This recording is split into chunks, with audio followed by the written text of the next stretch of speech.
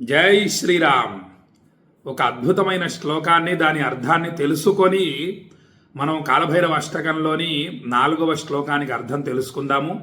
ఆ తర్వాత కాశీలోని అనేక అద్భుతమైన ఆశ్చర్యకరమైనటువంటి విషయాలున్నాయి, వాటి గురించి తెలుసుకుందాము.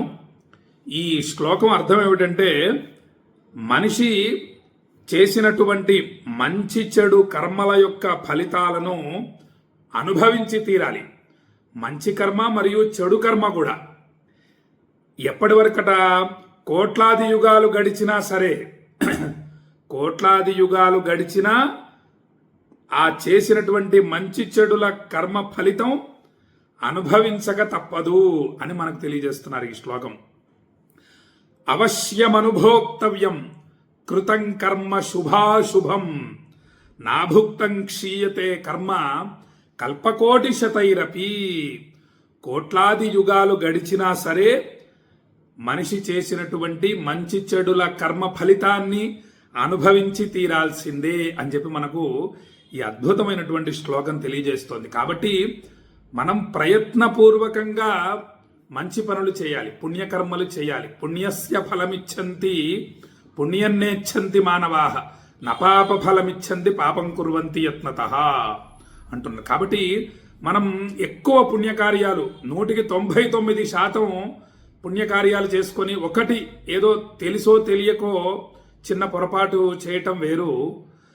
ప్రయత్నపూర్వకంగా పుణ్యకర్మలు చేయాలి. 99% మన 24 గంటల సమయంలో అనేక ఆధ్యాత్మిక కర్మలు మరియు ఈ యొక్క ప్రపంచానికి సమాజానికి ఉపయోగపడేటటువంటి మంచి పనులు చేస్తూ ఉండాలి. దానివల్ల ఏం జరుగుతుంది, మనకు ఆ పుణ్య ఫలితం ఏదైతే ఉందో అది వస్తుంది. తద్వారా మనము శుభ ఫలితాల్ని అనుభవిస్తాం, శుభ పరంపరాభివృద్ధి కలుగుతుంది. ఇక మనం ఇంకా ఆశ్చర్యమైనటువంటి విషయం ఏం చేస్తున్నామంటే, అక్షయ పుణ్య ఫలితాలను పొందుతున్నాం. మంచి పనులు అత్యద్భుతమైనటువంటి స్థలము కాశీ. కాశీలో చేస్తున్నాం. త్రిశూలాగ్రం మీద మనం అనేక సత్కర్మలు చేస్తున్నాము. కాశీ విశ్వనాథుణ్ణి అభిషేకించి సేవిస్తున్నాము. అది కూడా ఎప్పుడు శ్రావణ మాసం. అత్యంత విశేషమైంది శ్రావణ మాసం శివారాధనకి. కాబట్టి అటువంటి విశేషమైన శ్రావణ మాసంలో మనము మంచి పనులు చేస్తున్నాం, సత్కర్మలు చేస్తున్నాము. మన మనస్సుని కాశీ మీద లగ్నం చేసి ఉంచుతున్నాం. మీ అందరి మనస్సులు కాశీ మీద లగ్నం అవ్వాలని ప్రతిరోజు ఒక అద్భుతమైనటువంటి వీడియో పంపించేటందుకు ప్రయత్నిస్తున్నాను. తద్వారా మీరందరూ మీ మనస్సుని విశ్వనాథుడి మీద లగ్నం చేసి ఉంచుతున్నారు.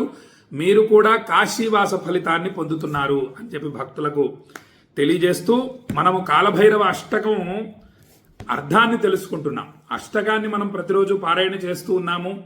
కొన్ని కోట్ల మంది మహాశక్తివంతమైనటువంటి కాలభైరవ అష్టకాన్ని పారాయణ చేస్తూ ఉంటారు. దాని అర్థాన్ని మనం పరిశీలిస్తున్నాము. అది మన అదృష్టం. కాలభైరవ అష్టకం అర్థం తెలుసుకోవడం చాలా విశేషం.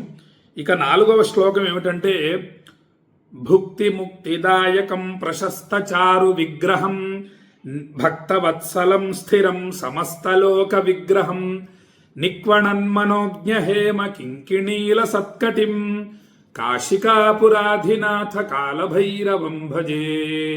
కాశికాపురాధినాథ కాలభైరవం భజే. భుక్తిని ముక్తిని అనుగ్రహించేటటువంటి స్వామివారు కాలభైరవ స్వామివారు. సహజంగా మనం ఈ యొక్క ఇహలోక సుఖాలు కూడా కావాలనుకుంటాం ఎక్కువ శాతం. సరే, మోక్షం అనేది కూడా కావాలి. కానీ ముందు ప్రధానంగా ఈ భూమి మీద అనేక కష్టాలు అనుభవించకుండా ధన సమృద్ధి, వస్తువాహన సమృద్ధి, ఆరోగ్యము, ఆయుష్ మొదలైనవి కావాలి అనుకుంటాం. వీటిని కూడా అనుగ్రహిస్తాడు స్వామివారు. అలాగే అత్యంత దుర్లభమైంది, మనిషికి చాలా ప్రధానమైంది, మనుష్య శరీరం పొందిన తరువాత తప్పకుండా పొందవలసినది అయినటువంటి మోక్షాన్ని కూడా అనుగ్రహిస్తాడు కాలభైరవ స్వామివారు. కాలభైరవ అష్టకం విశేషం. ప్రతిరోజు ఒక్కసారి కాలభైరవ స్వామిని ధ్యానిస్తూ పారాయణ చేయండి కాలభైరవ అష్టకాన్ని. భుక్తిని ముక్తిని అనుగ్రహించే స్వామివారు కాలభైరవ స్వామివారు. ఇక శ్రేష్టము మనోహరము అయినటువంటి శరీరము గలవాడు కాలభైరవ స్వామివారు. భక్తుల యందు ప్రేమ గలవాడు కాలభైరవ స్వామివారు. చెలింపనివాడు కాలభైరవ స్వామివారు. సమస్త జగద్రూపుడు కాలభైరవ స్వామివారు. ధ్వనించుచున్న మనోహరములగు బంగారు చిరుగంటలచే ప్రకాశించు కటి ప్రదేశము గలవాడు కాలభైరవ స్వామివారు. అటువంటి కాశీపురాధీశ్వరుడైన కాలభైరవ స్వామిని మనము ధ్యానిస్తున్నాము, స్వామివారిని గురించి తెలుసుకుంటున్నాము, భజిస్తున్నాము. కాశికాపురాధినాథ కాలభైరవం భజే, కాశికాపురాధినాథ కాలభైరవం భజే. ఇక మనము మొన్న విశ్వనాథుడు శివలింగ ప్రతిష్ఠ చేశాడు అనేటటువంటి అద్భుతమైన విషయాన్ని తెలుసుకున్నాము. నిన్న శివుడి యొక్క తల్లి అయినటువంటి విశ్వభుజాదేవి అమ్మవారు, కాశీలో శివుడి యొక్క తల్లి ఉంది, ఆ అమ్మవారి పేరు విశ్వభుజాదేవి అనేటటువంటి అద్భుతమైన విషయాన్ని కాలభైరవ స్వామివారి అనుగ్రహంతో తెలుసుకున్నాము. ఇక మీకు అందరికీ తెలిసిందే, పరమశివుడికి చెల్లెలు ఉంది. పరమశివుడికి చెల్లెలు, ఆ తల్లి పేరు గవ్వలమ్మ. పరమేశ్వరుడికి చెల్లెలు గవ్వలమ్మ. ఇక కాశీలో ఇంకొక అద్భుతమైనటువంటి విషయం ఏమిటంటే, సహజంగా ఇప్పుడు మనం వింటున్నటువంటి మాట ఏమిటంటే, పురుషులకు వివాహం అవ్వటం కష్టంగా మారింది అనేటటువంటి విషయాన్ని తెలుసుకుంటున్నాం, వింటున్నాం మనం. అమ్మాయిలు తగ్గిపోతున్నారు, అబ్బాయిల సంఖ్య పెరుగుతోంది, అందుకు పురుషులకు వివాహం అవ్వటం కష్టమైపోతోంది అనేటటువంటి విషయాన్ని తెలుసుకుంటున్నాము. వివాహం కాని పురుషులు ఎవరైనా ఉంటే కాశీకి వచ్చి గంగా స్నానం చేసి విశ్వనాథుణ్ణి కాలభైరవ స్వామిని దర్శించిన తరువాత కాలభైరవ స్వామి వారి ఆలయం దగ్గరలో ఉన్నటువంటి రత్నేశ్వరుడు అనేటటువంటి స్వామిని ఎవరైతే సేవిస్తారో వాళ్లకు వివాహం అవుతుంది. పురుషులకి స్వామిని సేవించిన అతి శీఘ్ర కాలంలోనే, అతి స్వల్ప కాలంలోనే వివాహం అవుతుంది.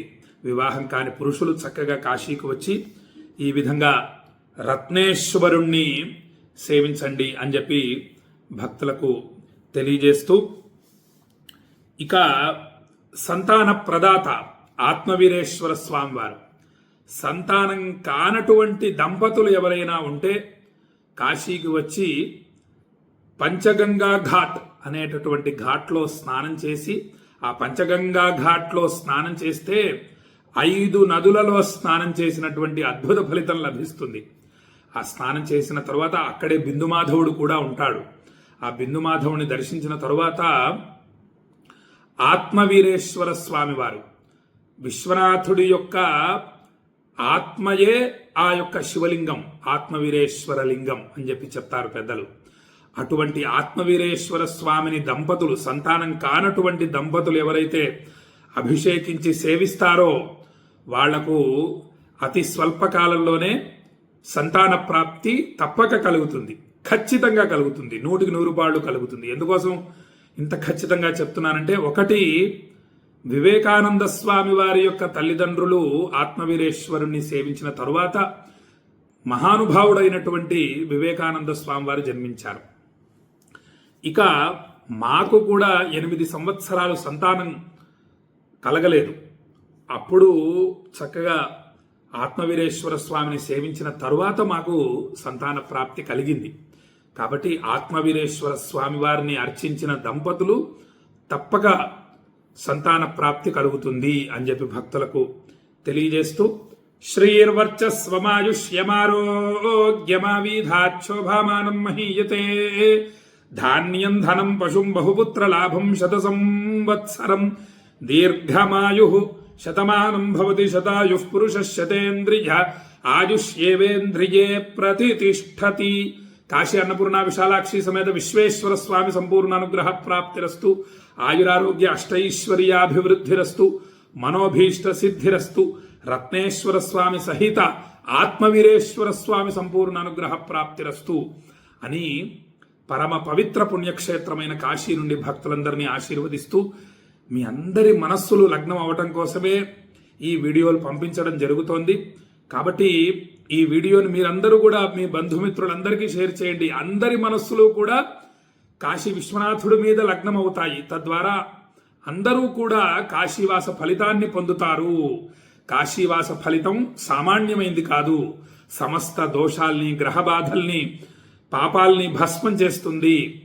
మనస్సులోని కోరికలన్నీ కూడా నెరవేరుస్తుంది. కేవలం ఈ వీడియోని భక్తితో వినడం ద్వారా, కాశీ విశ్వనాథాయ నమః అనే నామాన్ని జపించడం ద్వారా ఇన్ని అక్షయ పుణ్య ఫలితాలు కలుగుతాయి. సేతే సహసయానేన గచ్చంతి మనుగచ్చతి నరాణాం ప్రాక్తనం కర్మ ఫలం దత్వా నివర్తతే.